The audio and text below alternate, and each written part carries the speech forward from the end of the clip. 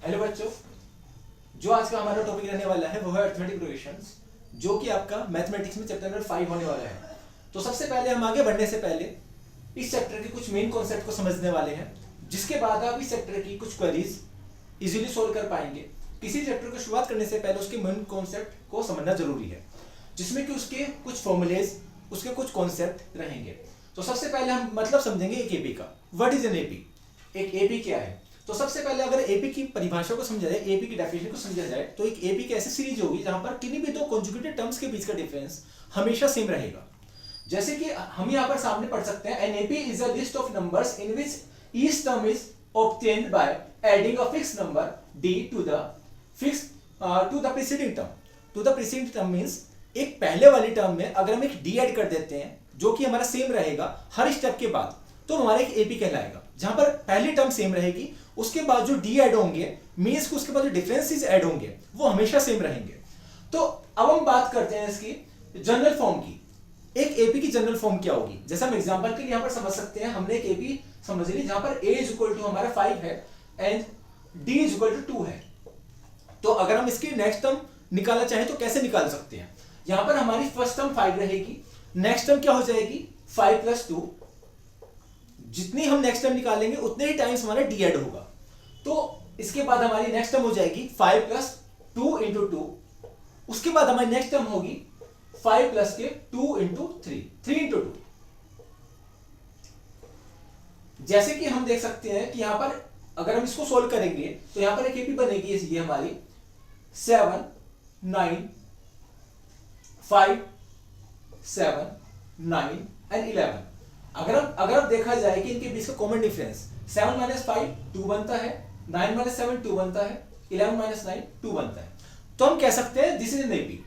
किसी भी एपी की जनरल फॉर्म निकालने के लिए अगर हमें ए गिवन है और डी गिवन है, तो उसकी जनरल फॉर्म निकालने के लिए हम इजीली इस फॉर्मूले को यहां पर अप्लाई कर सकते हैं, that is a plus D, A plus 2डी, ए प्लस 3डी। इस फॉर्मूले से रिलेटेड क्वेश्चन आपको आपकी बुक की एक्सरसाइज 5.1 में मिल जाएंगे। उसके बाद हम चलते हैं नेक्स्ट फॉर्मूले पर। नेक्स्ट फॉर्मूला है आपका, अगर आपको कोई भी एपी गिवन है और उस एपी की आपको कोई भी टर्म निकालनी है, जैसे कि आपको यही हम एपी उठा लेते हैं 5 7 9 11। अगर हम इसकी 100 टर्म निकालनी है तो हम 100 टर्म तक उसको काउंट नहीं कर सकते। अगर करेंगे तो बहुत ज्यादा टाइम लग जाएगा। इसी टाइम को बचाने के लिए एक फॉर्मूला बनाया गया, an is equal to a plus n minus 1 into D. an क्या होगा? an वो टर्म है जो हमें निकालनी है, that is you can say n is the last term और finding term. a is the first term, n is the number of terms, d is the common difference। यहां पर हमारा कोई भी अगर हमें टर्म निकालनी है, such as we have to find 100 term, तो a 100 हमें निकालनी है। ऐसी यहां पर हमारी ये a1 थी, ये हमारी a2 होगी, 9 हमारी a3 होगी, 11 हमारी a4 होगी, और कॉमन डिफरेंस हो जाएगा इसका d is equal to 7 minus 5। किसी भी दो टर्म के बीच में कॉमन डिफरेंस आप यहां पर कैलकुलेट कर सकते हैं d निकालने के लिए। d is equal to 2। d हमारा 2 होगा इस टर्म के लिए। अगर हमें इसी एपी का 5 7 9 11 का हमें 100 टर्म निकालना है, तो यहां पर d हो जाएगा हमारा 2, a हो जाएगा 5, n इज इक्वल टू 100। तो इसको हम फॉर्मूले को अप्लाई कर सकते हैं किसी भी एपी का कोई भी टर्म निकालने के लिए, जो कि हमें इजीली एक अच्छा रिजल्ट दे देगा। उसके बाद हम बात करते हैं, अगर उस एपी का हमें सम निकालना है। पूरी आपको एपी दे दी गई, अभी तक आपने टर्म निकाली, अगर हमें अब सम निकालना है तो सम निकालने के लिए क्या करेंगे? तो सम निकालने के लिए हम ये फॉर्मूला अपनाएंगे, that is Sn is equal to n by 2 2a plus n minus into D. या फिर अगर हमें डी न दिया हो और लास्ट टर्म गिवन हो, लास्ट टर्म को हम l बोल सकते हैं या फिर an भी बोल सकते हैं।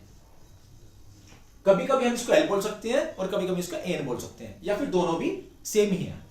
तो हम बात करते हैं l is equal to last term. l यहां पर लास्ट टर्म गिवन होगी और a फर्स्ट टर्म गिवन होगी, तो हम यहां पे Sn is equal to n by 2 a plus l इस्तेमाल कर सकते हैं किसी भी एपी का सम निकालने के लिए। तो ये कुछ फॉर्मूलेज थे इसके अलावा जो इसके क्वेश्चंस होंगे वो बच्चों नेक्स्ट वीडियो में सोल्व करने वाले हैं। Thank you.